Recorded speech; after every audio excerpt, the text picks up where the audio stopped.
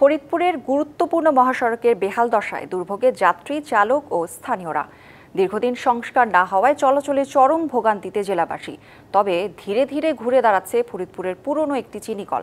এছাড়া ঐতিহাসিক মধুরাপুর দেউরের প্রাচীন মঠটির নেই কার্যকর রক্ষণাবেক্ষণ। স্থানীয়রা চাইছেন সংরক্ষণের উদ্যোগ।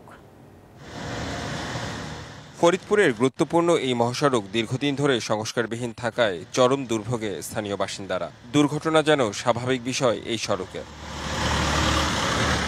সড়ক প্রশস্তকরণের জন্য জমি অধিগ্রহণ করা হলেও নেই বাস্তবায়ন।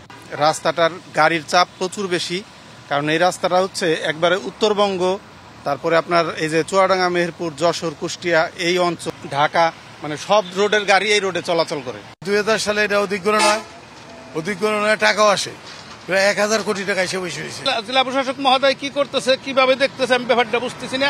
প্রশাসনিক নেগলিজেন্সির কারণে আমরা হয়তো পেমেন্টটা পাচ্ছি না। এদিকে জেলার পুরনো একটি চিনিকল ধীরে ধীরে ঘুরে দাঁড়াচ্ছে। জনবল সংকট সহ কিছু বিষয়ে সরকারি পৃষ্ঠপোষকতা পেলে প্রতিষ্ঠানটি আরও ভালো পর্যায়ে যাবে আশা সংশ্লিষ্টদের। এবার আমরা 78,000 টন আখ পেয়েছি এবং রিকভারিতে আমরা বাংলাদেশের সর্বোচ্চ যেটা আমাদের টার্গেট দেওয়া ছিল 5.50, শুধু এক্সিট করিয়ে, শুধু ট্রাসই করিনি, আমরা এক্সিট করছি। নতুন জনবল নিয়োগ করা যায় তাহলে আমাদের এই মিলটা ঘুরে দাঁড়াবে। আমি যখন প্রথমে আসি এখানে এই মিলের আর্থিক সংকট অনেক চরম ছিল, তখন শ্রমিক কর্মচারী বেতন ঠিকমতো পাত না। পরবর্তীতে আমাদের বর্তমান ম্যানেজমেন্ট আসার পরে আর্থিক সংকট দূর হয়েছে, এখন মাসের বেতন মাসে পাচ্ছে শ্রমিক কর্মচারী। বিভিন্ন সংকট নিরসনে পরিকল্পনার কথা জানালো ফরিদপুর জেলা প্রশাসন। অতিবৃষ্টি বা অতিরিক্ত বর্ষার কারণে কোনো জায়গায় ক্ষতিগ্রস্ত হয়, তাহলে জিও ব্যাগ দিয়ে তাৎক্ষণিকভাবে সেই অংশটা সমাধান করবে।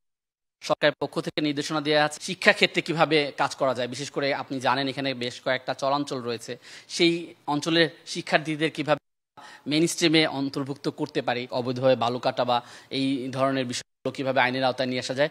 অপরদিকে ইতিহাস ঐতিহ্যের অংশ মথুরাপুরের দেউর মঠ সঠিকভাবে রক্ষণাবেক্ষণ না হওয়ায় ঝুঁকিতে রয়েছে এটি। প্রত্নতাত্ত্বিক নিদর্শনটি সংরক্ষণের উদ্যোগ নেওয়া জরুরি বলে মনে করছেন স্থানীয়রা। যারা এই যে করে সফর টফরে তারা খুব লোকজন আসে।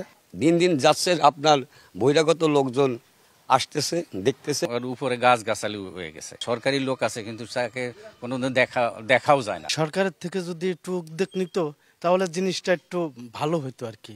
বিদ্যমান সমস্যাগুলোর সমাধানে সমন্বিত উদ্যোগে বদলাবে ফরিদপুরের চিত্র, এমনটাই প্রত্যাশা জেলাবাসীর।